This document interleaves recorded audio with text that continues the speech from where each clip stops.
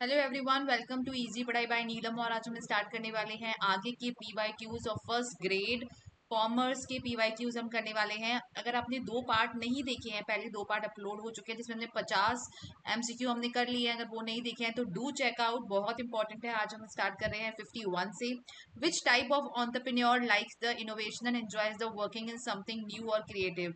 कौन सा उद्यमी जो नवाचार को पसंद करते हैं, नवाचार को पसंद करते हैं, ठीक है। तो वो कौन से होते हैं? वो होते हैं हमारे आइडियलिस्ट, हमारे एंटरप्रेन्योर होते हैं, ठीक है। Which of the following is not a की एलिमेंट ऑफ एंटरप्रेन्योरशिप। इनमें से कौन सा उद्यमिता का मुख्य तत्व नहीं है? मैं हमेशा बोलती हूँ नहीं पे फोकस करें। इन्वेंशन नहीं है क्या? रिस्क टेकिंग तो होता है।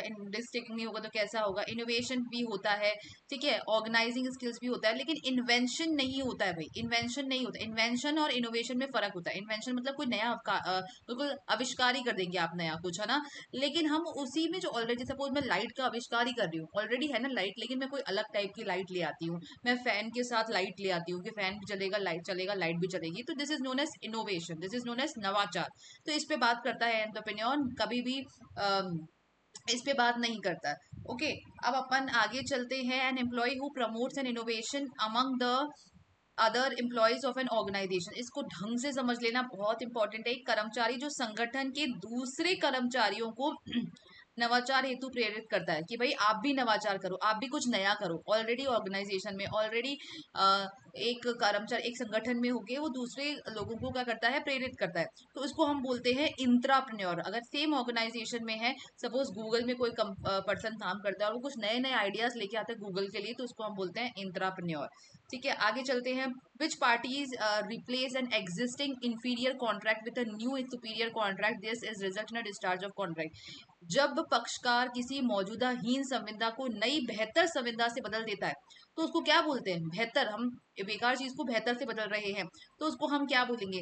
इसको हम इम्पॉसिबिलिटी ऑफ परफॉर्मेंस बोलेंगे, या फिर हम इसको लैप्स ऑफ टाइम बोलेंगे, या फिर हम इसको ऑपरेशन ऑफ लॉ बोलेंगे, या फिर हम इसको सुपरवीनिंग इम्पॉसिबिलिटी बोलेंगे। हम इसको कानून का संचालन बोलेंगे। ये आपका आपका राइट है, ठीक है। दिस इज योर राइट कि आप अपने आप को चेंज कर सकते, मतलब आप अपने पहले वाले बेकार कॉन्ट्रैक्ट को नए कॉन्ट्रैक्ट में बदला सकते हो। अब आते हैं, which one of the following is related with the emotional capital of human resource. निम्नलिखित में से कौन सा एक मानव संसाधन भावनात्मक पूंजी से संबंधित है? इमोशनल, भावनात्मक। देखो क्या क्या है भावनात्मक। क्या है वो? लर्निंग कैपेसिटी है, ये भी भावनात्मक होता है, लेकिन क्या पूरी तरीके से? जी नहीं। उसमें आप बहुत सारा डेटा भी याद करते हो। सोशेबिलिटी मतलब सामाजिक योग्यता, ये भी ठीक है, लेकिन सामाजिक योग्यता सिर्फ इमोशनल नहीं होती है, ठीक है। स्किल्स एंड एक्सपर्टीज, आपको एक्सपर्टीज कितनी मेहनत से मिल रही है? आपको नौकरी ऐसे थोड़ा ना मिल रही है, आपको बहुत मेहनत करनी पड़ रही है ना। तो मतलब आपको सिर्फ इमोशनल नहीं है, लेकिन सिर्फ एम्बिशन और करेज, ठीक है। महत्वाकांक्षा और साहस एक ऐसा है जो सिर्फ अगर आपके अंदर है, अगर आपके अंदर इतना जज्बा है, इतना एम्बिशन है, तभी आप उसको अचीव कर पाते हो। कहते हैं ना, फॉर्म्स तो बहुत सारे लोग भरते हैं, लेकिन एक्चुअल मेहनत करने वाले वाकई बहुत कम लोग हैं। इतना डिस्ट्रैक्शन है कि एक्चुअल मेहनत करने वाले लोग बहुत ज्यादा कम है। तो उनमें से वो आप हो जो आप एक्चुअल वीडियोस देख रहे हो, आप मेहनत कर रहे हो, और एक मैं भी हूँ जो मेहनत कर रही हूँ आपको पढ़ाने के लिए। तो एक लाइक और एक सब्सक्राइब जरूर करिए। अपना कैसा लगता है वीडियो कमेंट में बताइए। और नया वीडियो अगर आपको किसी टॉपिक पे चाहिए तो वो भी बता सकते हैं, ठीक है। आगे चलते हैं। A general rule that only parties to a contract may sue or to be sued, sorry, that contract is known as. एक सामान्य नियम जिसके अनुसार संविदा के संबंध में केवल संविदा, ठीक है, केवल संविदा की बात हो रही है इधर। ओके, पक्षकार पे मुकदमा कर सकते हैं। तो बेसिकली जिसपे एक्चुअल में जो पार्टीज है सिर्फ उसी पे ही हम कर सकते हैं। इसको हम क्या बोलते हैं? इसको हम बोलते हैं doctrine of privity of contract. इसको हम बोलते हैं doctrine of privity of contract. Okay, अच्छा आगे चलते हैं। या फिर इसको हिंदी में क्या बोलेंगे? संविदा की निजता का सिद्धांत। कंसिडरेशन का सिद्धांत नहीं है, देखो सेम है ऑफ कंसिडरेशन, इसका सिद्धांत नहीं है ये, ठीक है। प्रतिफल की कोई बात ही नहीं हो रही है इसके अंदर, तो कॉन्ट्रैक्ट की बात हो रही है। Which of the following is not economic activity. इन सब में से कौन सी इकोनॉमिक एक्टिविटी है ही नहीं? ठीक है, एग्रीकल्चर एक इकोनॉमिक एक्टिविटी, ट्रांसपोर्टेशन भी होती है, परिवहन भी होती है, सरकारी आय व्यय गवर्नमेंट इनकम एक्सपेंडिचर भी होता है। क्या जो आपकी जो जो कोई हाउस वाइफ है, हमारी मदर्स हैं या फिर जो वाइफ्स हैं, अगर वो कहीं पे जॉब नहीं करती है, वो जो सर्विसेज देती है सिस्टर्स वगैरह या फिर इवन मेल्स भी, तो वो जो होते हैं वो हमारी जो सर्विस फ्री में दी जाती है, उसके लिए कोई भी इकोनॉमिक एक्टिविटी में इसको नहीं जोड़ा जाता। भाई देखो ये पुराना क्वेश्चन है, ठीक है, ये क्या है, ये एक पुराना क्वेश्चन है, मतलब 2015 का क्वेश्चन पूछ लिया है इन्होंने, है ना, 2015 का क्वेश्चन पूछ लिया है। ये ऐसा था, world bank the world development indicators में इंडिया की पर कैपिटल इनकम कितनी बताई थी, तो उन्होंने बताई थी $1980, ठीक है। अब बात करते हैं, a quasi contract is based on, एक क्वासी कॉन्ट्रैक्ट क्या होता है, अर्ध संविदा क्या होता है, अर्ध संविदा, तो क्या एक एग्रीमेंट होता है, ठीक है, क्या ये एक कोर्जन होता है, ठीक है, मतलब ये आप समझिए कि जो क्वासी कॉन्ट्रैक्ट होता है वो आखिर क्या होता है, ठीक है। ये quasi contract is based upon an agreement, coercion, doctrine of unjust enrichment, doctrine of frustration, मतलब उत्पीड़न पर, किस पर होता है ये, ठीक है, अन्यायपूर्ण संवर्धन के सिद्धांत पर। तो अगर हम देखें कि कानून में सकार, सॉरी क्या हो गया, एक सेकंड रुकिए प्लीज।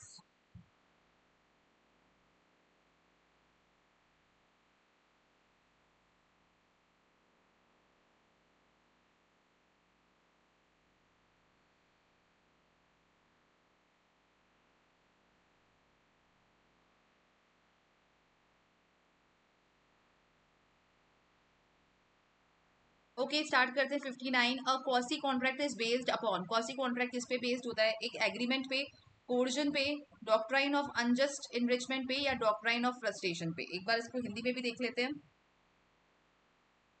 एक ठहराव पर, अर्ध संविदा किस पे बेस्ड होता है,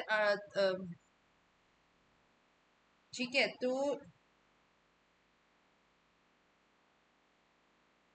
तो क्या ये अर्ध संविदा पे, उत्पीड़न पे, अन्यायपूर्ण संविधान, ये ध्यान रखना, डॉक्ट्राइन ऑफ अनजस्ट इनरिचमेंट पे बेस्ड होता है, ठीक है, फ्रस्ट्रेशन वगैरह नहीं होती है, ठीक है। ये क्वासी कॉन्ट्रैक्ट मतलब जिसको मान लिया जाता है कि ये कॉन्ट्रैक्ट है, ठीक है। अब आगे चलते हैं, ये भी पहले का क्वेश्चन है 2024-25 का, तो अभी हमारे काम का नहीं है, आप करंट डेटा में नेक्स्ट क्लास में बताऊंगी तो उसमें देखेंगे हम इसको। विच of the following statement is correct, ठीक है, कौन सा स्टेटमेंट जो है वो करेक्ट है, ठीक है।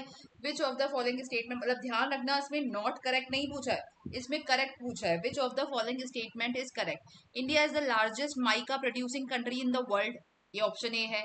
Second, India is has not adopted deficit financing, India has not faced natural calamities, Indian economy is the second place in the world economy.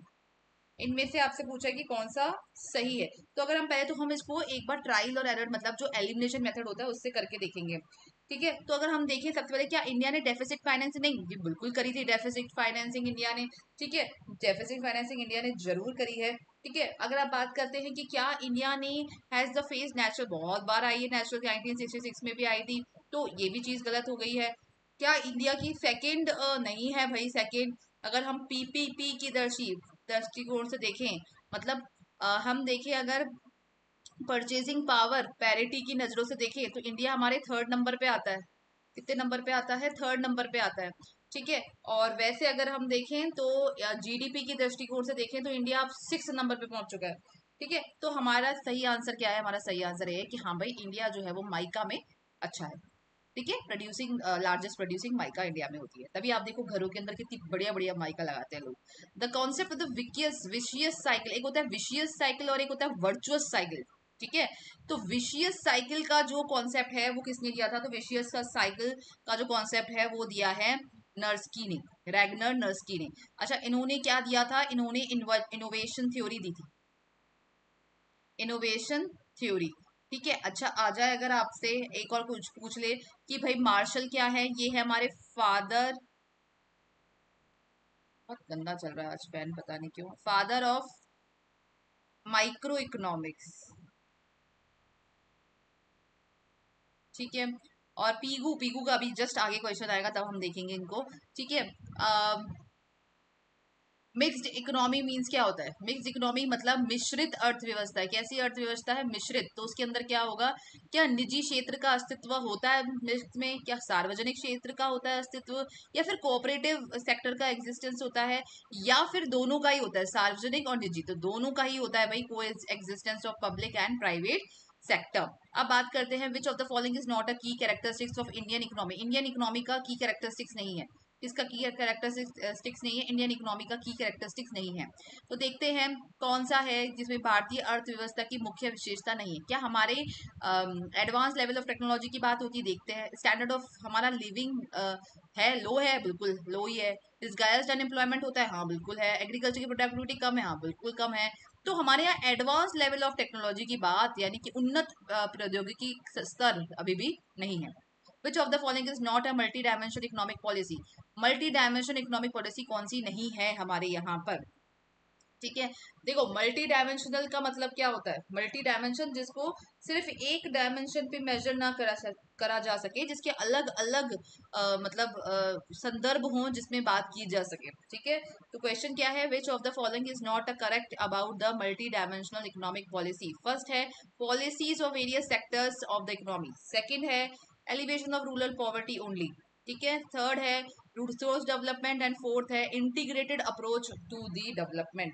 ठीक है, अब देखते हैं कि इसमें क्या है। अर्थव्यवस्था के विभिन्न क्षेत्रों के लिए नीतियां, केवल ग्रामीण गरीबी का उन्मूलन। तो भाई केवल बोल दिया ना इसने, ओनली बोल के इसने बहुत बड़ी गलती कर दी है। ये ओनली वर्ड, सॉरी क्या हो गया, सिर्फ ये ओनली नहीं बोलते ना, अगर ये ओनली तो काम बन जाता। ठीक है, तो बस मतलब ये क्वेश्चन ही गलत हो जाता। लेकिन ओनली ऐसा नहीं है कि मतलब रूरल गांवों को ही उनको बढ़ाना है, उनको अर्बन एरियाज को भी, शहरों को भी बढ़ाना है, उनमें भी पॉवर्टी होती है। तो ये एक गलत है। अब बात करते हैं which of the following is not a component of fiscal policy? Fiscal policy का कंपोनेंट कौन सा नहीं है? क्या पब्लिक रेवेन्यू नहीं है? बिल्कुल है पब्लिक रेवेन्यू। डेफिसिट फाइनेंसिंग नहीं है? बिल्कुल है। पब्लिक डेट मैनेजमेंट है? बिल्कुल है। क्या रेपो रेट है? नहीं भाई, ये तो मॉनेटरी पॉलिसी का है, फिस्कल का नहीं। फिस्कल मतलब टैक्स और सरकार जो जो काम करे वो सब आता है फिस्कल में।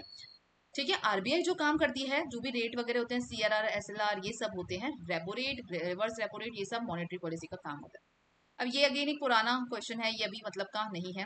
ठीक है, करंट डेटा जब पढ़ेंगे तब देखेंगे इसको। अच्छा, अब बात करते हैं which of the following economist consider the per capita real income as an indicator of the economic development? Simon किसने बताया था भाई, किसने क्या बताया कि जो हमारी पर कैपिटा इनकम है ना, वो रियल इंडिकेटर है? पर कैपिटा इनकम का फॉर्मूला आ जाए तो क्या लिखोगे? बताओ जल्दी से कमेंट में मुझे, पर कैपिटा इनकम का फॉर्मूला सब बताएंगे। What is the formula of per capita income? ठीक है, Simon Kuznets, Arthur Lewis, Jacob Viner and Frankel. अगर मैं बोलूं साइमन कुजनेट, इन्होंने क्या दिया था? कुजनेट का एक सिद्धांत दिया था। ठीक है, कुजनेट का सिद्धांत जिसमें इनकम और इन्होंने इक्वेलिटी, किस ये से जो, एक सेकेंड,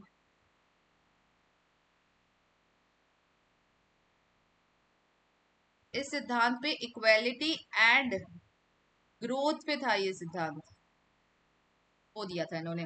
ठीक है, और आर्थर लिविस ने भी, इन्होंने भी दिया था। ठीक है, इन्होंने एक सिद्धांत दिया था, इन्होंने डुअल सेक्टर के बारे में बताया था। ठीक है, उसका आंसर है, इन्होंने पर कैपिटा इनकम किसने बताया था? जैकब विनर ने। ठीक है, आगे चलते हैं।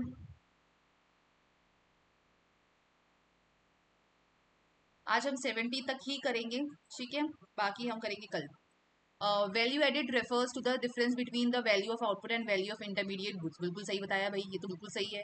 ठीक है, value added represent the contribution of labour capital to the production process. जी नहीं, कि क्या लेबर एंड प्रोडक्शन, लेबर और कैपिटल नहीं भाई, अदर फैक्टर्स कहाँ चले गए? ठीक है, अदर फैक्टर्स कहाँ चले गए?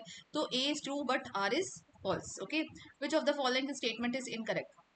Per capita income is an indicator to the standard of living. Yes. National income is a measure of the income earned by the factors of production. ये भी ठीक है।